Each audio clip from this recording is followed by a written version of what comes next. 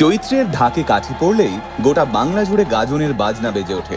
চৈত্রের শেষে এই গাজন উৎসবের মধ্যে দিয়েই বাংলা বছরের শেষ উৎসব উদযাপিত হয়। তাই বাংলার বর্ষশেষের অন্যতম পরব গাজন। প্রচলিত বিশ্বাস অনুযায়ী এই গাজন আসলে শিব সাধনা। তাই এই পুজোয় যারা সন্ন্যাসী হন তাদের দ্বারা যদি পুজোর নিয়মে বিন্দুমাত্র কোনো ত্রুটি হয় তাহলে নাকি তাদের উপর মহাদেব ক্রুদ্ধ হন। চৈত্রের শেষ সপ্তাহ জুড়ে শিবের গাজন হয়।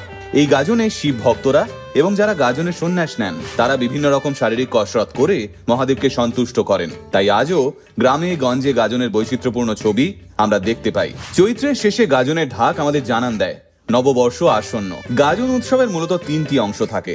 একটি ঘাট সন্ন্যাস, দ্বিতীয়টি নীল ব্রত এবং তৃতীয়টি চড়ক। চৈত্রের শেষেই গাজন উৎসব 3 দিন ধরে চলে। আর আমরা সকলেই জানি গাজনের অবিচ্ছেদ্য অঙ্গ হলো চড়কের মেলা। কিন্তু কবে থেকে শুরু হয়েছিল এই গাজন উৎসব? বাংলায় কত রকমের গাজনই বা হয়? আসুন আজকের এই ভিডিওতে আমরা শুনে নিই সেই সবটা। এই গাজন কথাটা কোথা থেকে এসেছে জানেন? গর্জন শব্দ থেকে। আবার গায়ের জনের উৎসবকেও বলা হয় গাজন। গাজন মানেই গাজনের সন্ন্যাস নেওয়া মানুষেরা মহাদেবের নাম জোরে জোরে গর্জন করতে থাকেন, যে সম্মিলিত ধ্বনিতে বাংলার আকাশ বাতাস মুখরিত হয়। প্রচলিত বিশ্বাস অনুযায়ী এই চৈত্র মাসকে শিব পার্বতীর বিবাহের মাস বলে মনে করা হয়।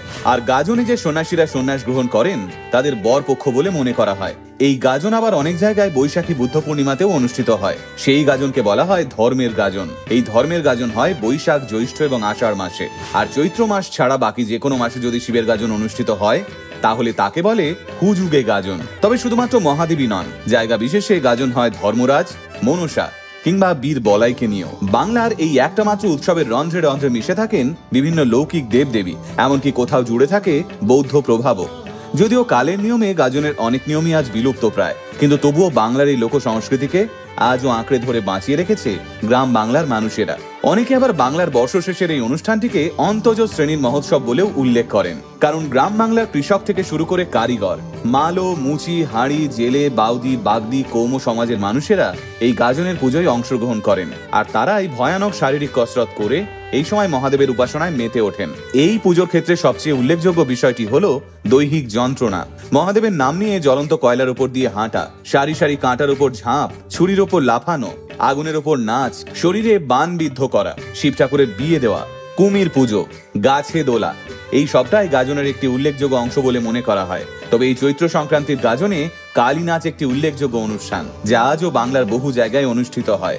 এছাড়াও শিবের গাজনে দুজন সন্ন্যাসী শিব ও গৌরী সেজে এবং অন্যান্যরা নন্দী, ভৃঙ্গি, ভূত, প্রেত ও দৈত্য দানবের মতো সংসেজে নৃত্য করতে থাকেন। কিন্তু কিভাবে শুরু হয়েছিল এই গাজন? হিন্দু পুরাণ মতে পরম শৈব বান রাজার কন্যা উষার সঙ্গে শ্রীকৃষ্ণের পৌত্র অনিরুদ্ধের প্রণয়ের সম্পর্ক গড়ে ওঠে। কিন্তু দুপক্ষের কেউই এই সম্পর্কটিকে মেনে নিতে পারেননি।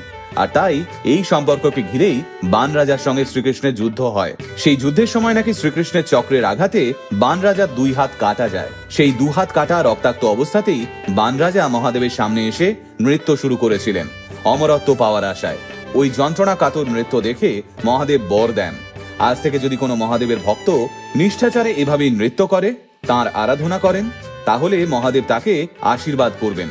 মনে করা হয় সেই থেকেই প্রচলন এই পুজোর। যদিও গাজন হোক বা চড়ক, এই সমস্ত পুজোর অন্যতম অঙ্গ দৈহিক যন্ত্রণা। একটা সময় দেখা যেত চড়ক গাছের সঙ্গে মহাদেবের ভক্তদের লোহার হুড়কো বেঁধে দ্রুত বেগে ঘুরতে, কিন্তু 1885 সালে ব্রিটিশ সরকার আইন করে এটি বন্ধ করে দিয়েছিল। আপনাদের এলাকায় যদি গাজন বা চড়কের কোনো অনুষ্ঠান হয় তাহলে আমাদের কমেন্ট করে অবশ্যই জানাবেন। সকলকে গাজনের অনেক অনেক শুভেচ্ছা।